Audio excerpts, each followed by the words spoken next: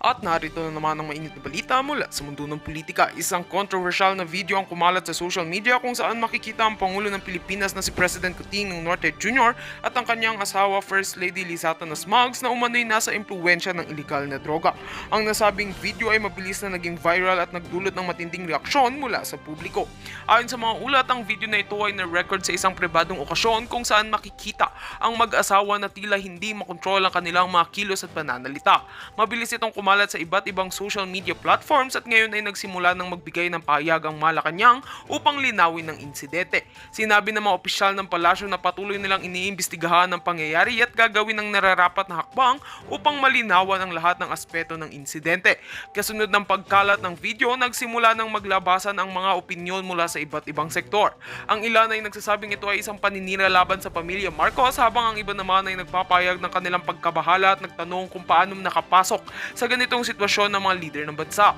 Ang mga eksperto sa kalusugan at batas ay nananawagan ng isang masusing investigasyon at ng mga angkop na hakbang upang masiguradong hindi tama ang mga aligasyon ng iligal na droga. Sa kabila ng mga isyong ibinabato, pinipilit pa rin ng mga opisyal ng Malacanang na tiyakin ng publiko na walang basihan ang mga akusasyon laban sa mag-asawa.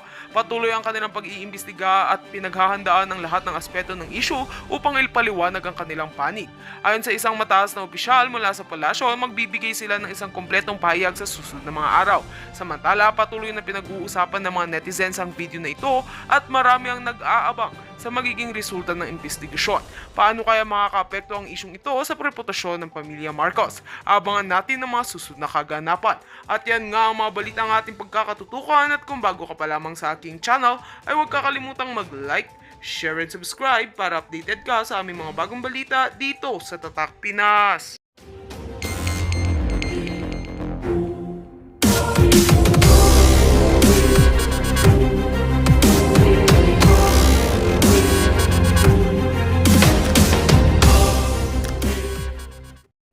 Bumaba po ako ng second floor. Ang second floor ng headquarters ay restaurant, kainan, canteen. Kantin yan, naalala ko yun. Yes, canteen. So pagbaba ko dun, dahil magkakapi ako, sinalubong ako ng isang staff sa loob ng HQ. Ang sabi is, Miss Pebbles, pinalalabas na po lahat ng hindi taga-HQ. Meron pong order po sa amin. Nagulat ako. Ano sabi mo? Ano po, pinalalabas na po ang lahat ng hindi taga-HQ. Sabi ko, bakit? Dahil sa nanalo na si BBM. For what purpose yan? For security daw. Ano akala ko kami? Terorista. Sabi ko, visit ko. Hindi ko lang matandaan yung mukha ng babae. Pero sinabi mo talaga yun. Hindi ng kumot at unan. Nung Yeah. host ako kagabi sa Bilangan. Tapos ngayon, palalabasin nyo ako. Hindi ba pwedeng magkape muna ako bago nyo ako palabasin? Mga putang ina Sabi ko, talaga. nung hindi pa kayo nananalo, labas-pasok ako dito. Yeah, so tama. Di ba? Labas-pasok ako dito. Hindi sana kung meron akong masamang gagawin kay BBM, nung Noon umpisa pa. pa lang, ginawa ko na. Kaya nga. Hindi Baka ko utos ni- ako. Diba? Tapos galit na galit ako. Pumutok. Iba ako pag pumutok. Anong ginawa mo pa ng mother? Talaga ako, Buti diba? hindi mo ginornog yung HQ. Sinalakan ko talaga sila. Buti nga, hindi ko pa na-video eh. Okay. Mahayop. Hindi lumabas ako. Minessage ko si Sas. Magkasama kayo. Yeah, oo. Sabi ni Sas, pumunta ka rito. Kasama ko si Palangga kasi bukas uwi na siya ng US. Di ba? Malayo pa lang ako. Mga I know. ako pa lang yata. Sumisigaw na ako. Putang ina mga yan. Pinalabas ako ng HQ. Porkit nanalo na, pinalabas ako doon. Naalala ko yun. Talagang, ano to? Bakit ganon? Yeah. Alam mo yung May 9. nagpapunta sa Actually, ikaw yun, man. Ako, April. Nagpagod ka ng Yeah. rally, Alam nyo mga palangga, the reason why na-admire ko si Mother Pebbles, kasi hindi talaga kami close ni Mother. Hindi talaga, hindi. Hindi kami close. na-appreciate ko at bit-bit ko yun, Mother, hanggang dito sa puso ko yung ginawa mong kabutihan sa akin. Kasi nga, nagalit din ako, di ba, nung April na isa ticket mo, tangkinang yan. Imagine, may kasama akong cameraman, para i-cover yung mga putang na ina nila. Tapos nang pinangakuan ako 2 ticket, tapos 1 ticket lang, sabi ko nga, hindi na ako attend, sa loob-loob ko lang yun. Buti na lang, and then si Mother Pebbles, di ba, nag-uusap tayo, sabi ni Mother, Ay na, kasi actually, wala silang karapatan palabas ng ticket. humina ka, Mother, humina ka. Humina yung boses mo. Hello na. Ayan. Okay, go. Ayan. Wala silang karapatan palabasin ako dapat noon sa HQ. Dahil staff ako sa 6th floor sa OFW office kung saan tayo unang nagkita. Oo. Staff ako dun eh. Member ako doon. Tapos, kaya dalawa yung yung invitation. Sabi ko kay Maharlika, meron pa akong isa dito, kunin mo sa'yo na ibibigay ko sa'yo. Oo, kaya doon ko siya na-appreciate. Talagang sabi ko, wow! Kaya sabi ko, kasi dapat hindi na talaga ako Mother Atin, tsaka galit na rin ako. No? Oo, galit na siya. Puta kayo na sabi ko, umuwi pa ako dito, hayop na mga ito. Doon, nakwento ko na yun sa mga palangga ko. April pa lang yun. Actually, nakaramdam na rin ikaw noon. Nakaramdam na tayo noon. Nakaramdam na ako. Saka ito pa, may isa akong sasabihin sa inyo na eto ngayon yun ang di marinig. Nung campaign sa Tagaytay, 3 campaign yun eh. Nung isang araw, 3 campaign. Tagaytay, Tres Martires, and isang part pa sa Cavite. Nung pagdating namin sa Tagaytay, kasama ko si George Smith Medina, nakasakay kami sa kotse ni Pinky Romualdez. Ano nangyari doon? Hindi ko yata alam. Habang nasa loob, at magkakabitin na lang talaga kami. Isang malaking Nasa loob kayo ng kotse eh, okay? Hindi, nasa rally na kami. Rally, okay. May stage na, tapos nandun yung mga tao, naghihintay na. Tapos may isang room sa taas, sa Tagaytay to ha. Isang malaking venue siya, parang basta isang malaking room. Tapos nandun yung mga yung mga matataas na tao, mga konsehal, o mayors, or what. Mga matataas na magnanakaw. Okay. Oo, tapos nakaupo dun si Sarah, sa CM. As in, malapit ako. Nandun ako talaga kasi di ba lahat naman ang access ko VIP. VIP, oo. So, ngayon, tapos the afternoon, nagsalita muna sila dun sa matataas na tao bago sila pumunta dun sa mabababang tao. Ganun. Alam mo naman yan sa ganyan. Sila mataas, tayo mababa. Okay, go. Nakakita ako ng abutan ng pera. Hindi ko ma-video kasi nakatingin sa akin yung kasama namin. Wow. Gaano kadaming pera? Inaabutan ng sobrang puti. Yung mga tao? Yung dun sa matataas na tao. Sa matataas na tao. Mm-hmm. Okay. Sino nag-aabot? Naalala mo? Oo, si Pinky. So siya yung nagbabayad ng time na yun. Gusto kong i-video, pero kasi iba yung abutan na, eto pang merienda nyo. Iba yung abutan na kinukuha sa bag tapos mabilis ang inaabot. Iba, alam mo yung gano'n? Parang mga magnanakaw. Oo, alam mo yung gano'n? Na pinupuslit. Oo. Iba kasi abutan na, ito papapahala ko. So ito pambili nyo ng sobrang. Mamaya pambili nyo. Kaya pambili nyo. After ito, ganyan. Saka, ang daming kinubutan dito. Actually, mayroon akong naalalang kwento na siyempre mga kaibigan tayo dyan sa HQ, no? Huwag na sila pangalanan. I don't know kung sa dami ng ni-reveal natin dito. Na one time, nag-uusap kami, nasa Amerika ako noon, Mother, during the campaign. So nandoon siya sa HQ na nagkukwento na ito nangyayari, hanggang sa nakita niya sa bintana na mayroon daw pumasok na sasakyan, tapos may daladalang backpack pa, basta bag. I'm not sure kung ano klaseng bag. Tapos bumagsak at punong-puno ng paldo-paldong pera. Okay? At ibinigay daw yun kay Lisa Tanas. Well, I think that is, campaign money. Campaign na for naman sure, yun siguro. campaign money na for sure hindi dineclare yun. Tawag dito, hindi talaga Cash daw. nawawala ang bigayan pagdating sa eleksyon. Pero, hindi ko kasi bet yung gano'n. Yeah. Hindi, ang masakit doon, Mother, yung ibang nagbigay sa kanila na tumulong o inutangan ni Lisa, tinarantado niya din. Para Yes. maintindihan mo Diba? kasi Ang yun dami eh. pong nag-message sa amin, galing pa sa iba't ibang malalayong lugar, na nagbigay ng mga libo-libong t-shirts, Mhm. tarpaulins, lahat-lahat. Ang daming binigay sa kanila, ni isang message, wala na po silang natanggap ngayon. After. Ito ikwentuhan natin to, Mother, na cool lang na ito yung mga nangyaring na witness natin. Kumbaga binabalikan natin. 'Di ba? Ito yung mga na-experience natin na tignan mo, kahit balikan niyo yung video ni Mother, video namin, isa pa rin yung statement namin. Hindi nagbabago. Hindi Kasi nagbago, yun yung walang nangyari. dagdag, walang bawas. Oo. Yeah. Grabe. Hindi So, kami nalilito kasi hindi naman kami nagsisinungaling. yeah. Kasi pag sinungaling ka, paiba-iba ka ng statement. Pag sinungaling ka, pupunta ka ng London, tapos tatahimik ka na.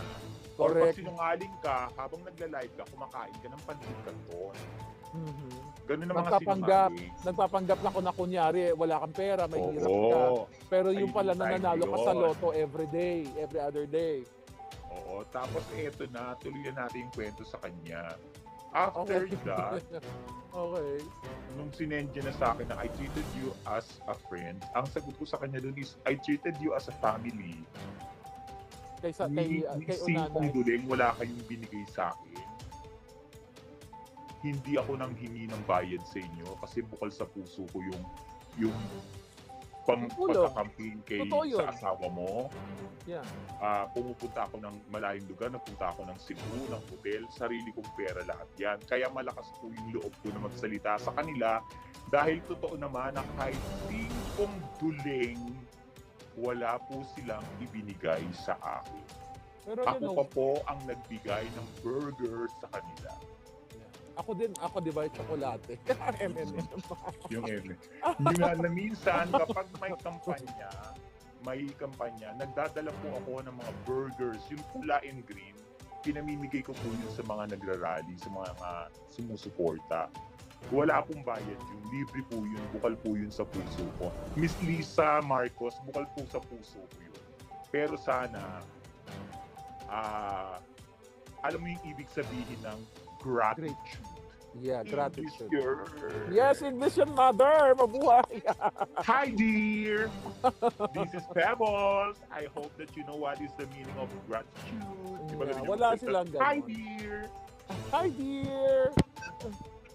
You know, I cannot answer you my phone because the internet here is very weak. May mga ganyan pa yung I cannot answer the phone. Mother, dapat ganito, I cannot answer the phone because the internet here is very weak like my husband. Oo, like my husband is very weak. Very weak, very kuting. Diba? So, Diba? Sabi, I treated you as a tawang-tawa friend. naman yung mga palangga sa atin. Kasi sa palangga, hindi ko masyado Alam mo, mabasa. organic yung usapan namin ni Palangga. Talagang totoo kasi na hindi kami close. Hindi talaga tayo close, Mother. Kaya lang, Hindi kami close. at ito pa, ikukwento ko pa. O, sige, ikaw na. Okay, Ito ikaw. pa, sasabihin ko sa inyo kung ano man yung mga pasabog ni Palangga, kung ano man yung mga pasabog ko, alam niyo ba na hindi kami nag-uusap? Yes, hindi talaga. Hindi kami nag-uusap.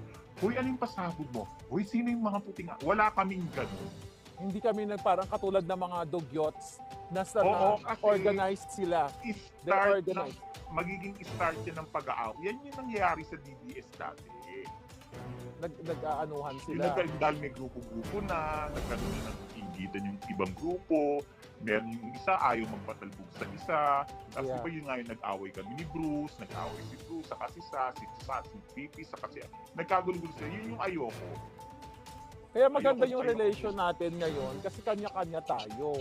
Pero Oo, our common gusto ko yung goal, kanya-kanya. ang common goal, ihubaran si Lisa Tanas. Yes, yan ang common goal natin. Dapat dun sa mga DDS vloggers and yung mga vlogger na nagaling kay sa Alam mo, administrasyon Mother, ngayon. Hindi tayo dapat mag-away-away. Dapat Yeah. magtulong-tulong pa tayo. Patulong-tulong Kung paano tayo. sila maipabag. At saka wag tayo mag-inggit na dahil si ganito, si Pebbles may alam na ganyan, si Marlica may pasabog. Gusto nyo ba magkaroon din ng death threat katulad ko? Maingit kayo Diba sa ako death nga threat. nandito sa Pilipinas. Nandito sa Pilipinas, ang dali-dali nila akong dukutin. Anytime, pero try nyo lang. Oh, kaya nga. Spray ako kayo ng mouth spray. Ay, promote mo yung mouth spray mo, dali! Ayan, mouth spray yan ang product ni Mother. Yan ang bago kong product ngayon. Ang Maharlika mouth yan, sir. spray, fresh mouth spray by Pebbles Chirurut. Para sa mga hiningang nagpupulburon, after nyo po magpulburon, i-spray nyo lang po siya ng 2 beses. Isang beses lang. Oh, wow. Fresh breath na uli. Napansin nyo ba yung hiko ko? Ninakaw ko yung kay Imelda. Hindi, Imelda kasi pangalan ng lola ko. Okay. Akala ko. Ayaw niyang ibigay sa akin, so ninakaw ko na lang. Okay.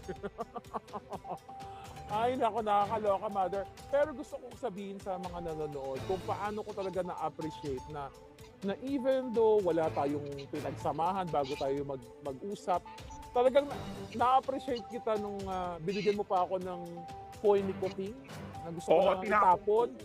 Ayaw ko, nandiyan pa kalat-kalat. Itapon na natin siguro. Nung nakita ko yun, natawa ako. Ganito yung pagod namin. Tapos di ba ano pa tayo? Tuwini pa tayo ng inauguration. Pareho tayo ng damit.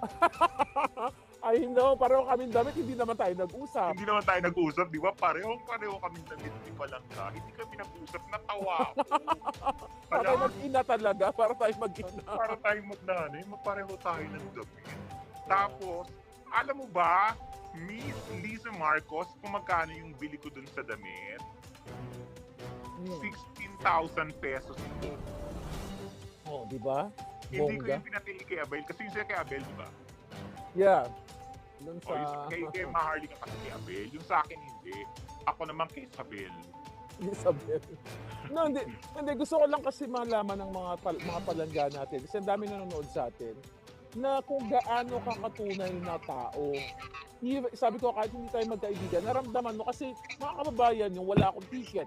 Sabi niya, palangga, diba, akalain niyo ba na ang isang Maharlika na sinasabi ni Lisa na loyalista sa lahat ng mga loyalista kakilala niya, ginanon nila, hindi nila binigyan ng, dinorobo yung ticket, hindi ka nabigyan ng, tama ka, yung pagiging, yung gratitude or being grateful.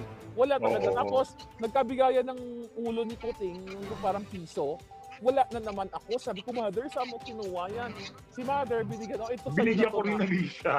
Binigyan ko rin Siya na talaga yung Ayan, Yeah. ito. Kaya hindi ka talaga nagdalawang isip, Mother.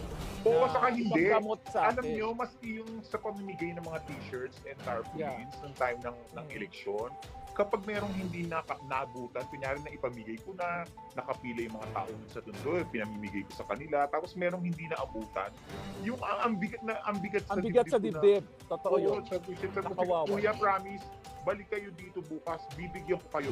Bibiyahin na naman ako, pupunta na naman ako ng HQ, kukuha na naman ako ng maraming tarpaulins. Sarili ko po yung grab ko ha, hindi po ako nanghingi sa inyo ng pamasahe.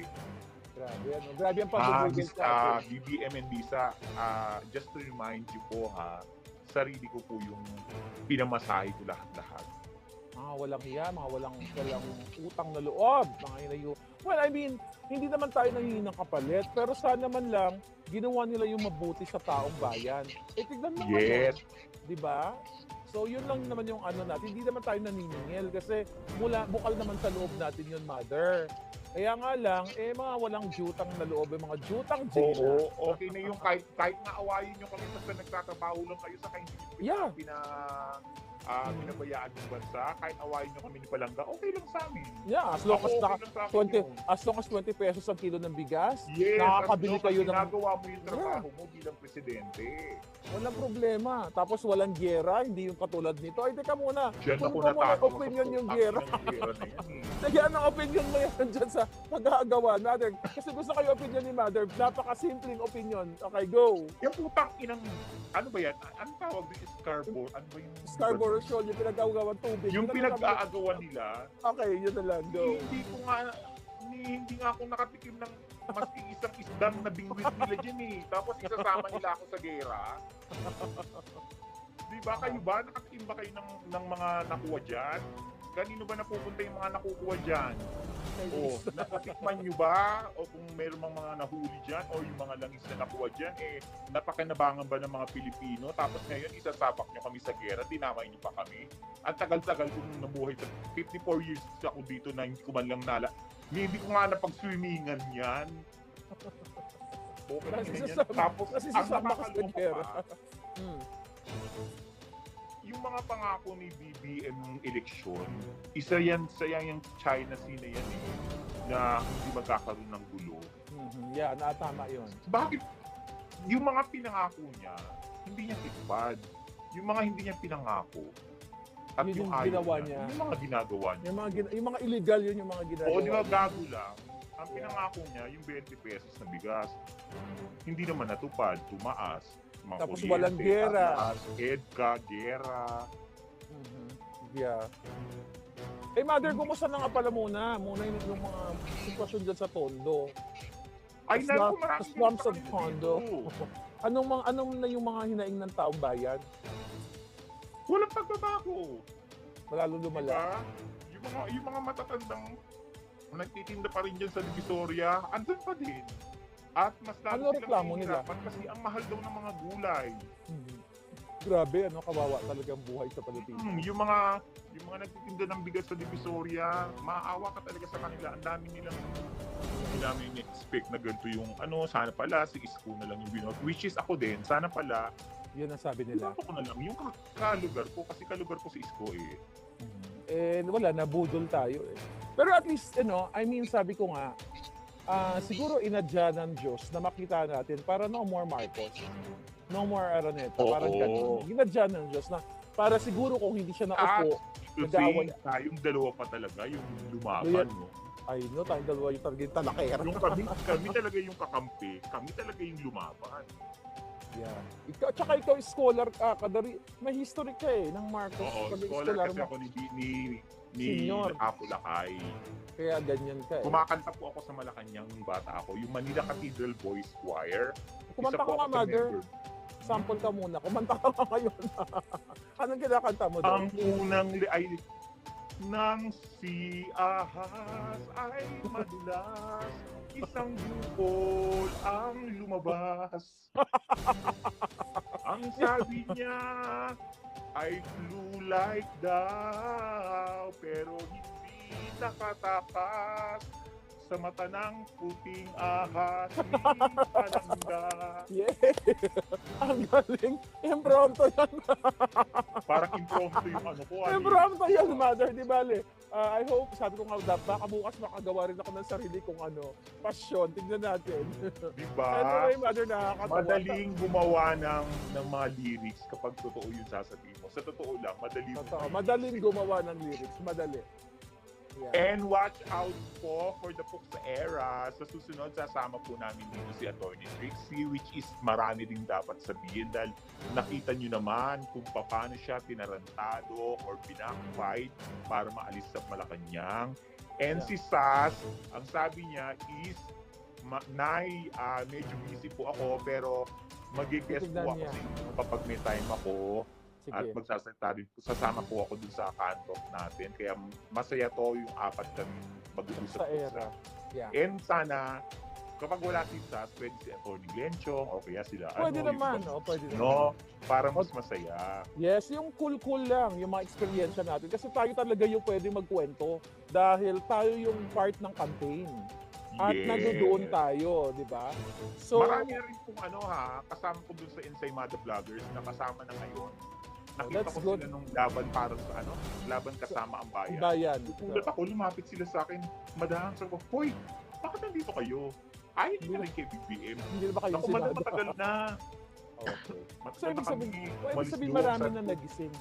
Mother, may 4 na malalaking loyalista group na gustong magsama sa malalaking rally na ayaw bigyan ng permit sa Bulacan at sa iba pang mga lugar. So yun ang kapag daw ay hindi sila nabigyan, talagang mag-aaklas sila ng bongga-bongga sa kalsada. Umpisahan na natin yan. Sa mga nanonood po sa amin ngayon, actually, hindi naman namin kailangan sabihin sa inyo kung ano po yung na-experience namin ni Palangga.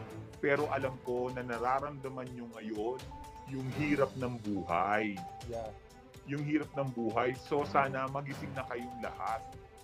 hindi na namin kailangan pang ikwento kung ano yung experience namin. Ang kailangan nyo po ngayon is tingnan kung ano yung nararamdaman nyo, kung nahihirapan po ba kayo ngayon sa pagbabudget ng pera nyo, kulang ba yung sweldo nyo, pambayad ng elektrisidad, pambili ng bigas, tubig, ganyan. At Yan lang po seguridad. yung